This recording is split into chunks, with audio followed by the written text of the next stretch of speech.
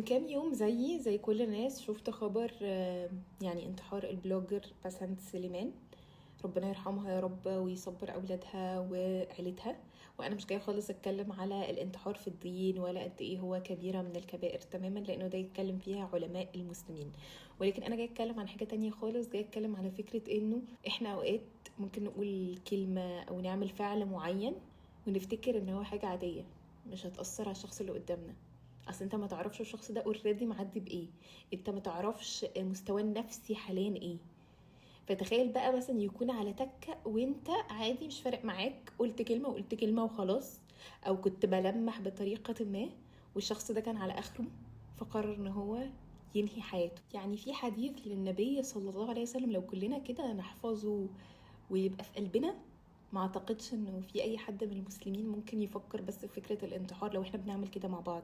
يعني النبي صلى الله عليه وسلم يقول: المسلم اخو المسلم، لا يظلمه ولا يسلمه، ومن كان في حاجة أخيه كان الله في حاجته. هل في حاجة تانية أنت محتاجها؟ يعني مش الطبيعي ان انت لما تشوف مثلا صاحبك متضايق زعلان نفسيا مش احسن حاجة يقول انا مالي بقى، انا اصلا كل واحد فينا مكفيه؟ هو ده مش ديننا. انت مالك وكل واحد فينا مكفيه؟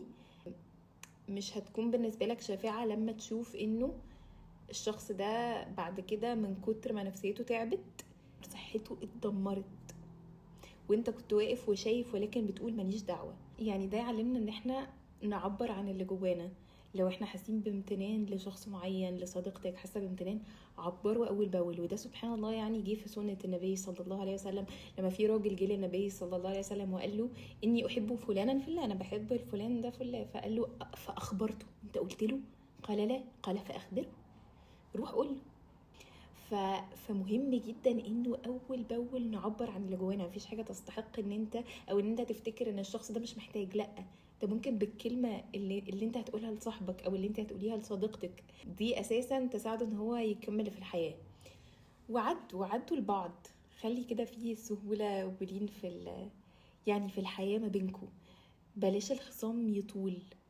الخصام بيعمل جفا وبيتعب الاشخاص بالذات اللي بيحبوا بعض.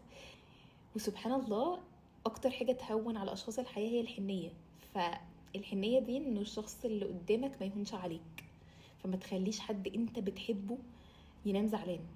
والنبي صلى الله عليه وسلم كما قال: لا يحل لمسلم ان يهجر اخاه فوق 3، يلتقيان فيعرض هذا ويعرض هذا وخيرهما من يبدأ بالسلام. فخليك دايما خيرهما وابدأ بالسلام.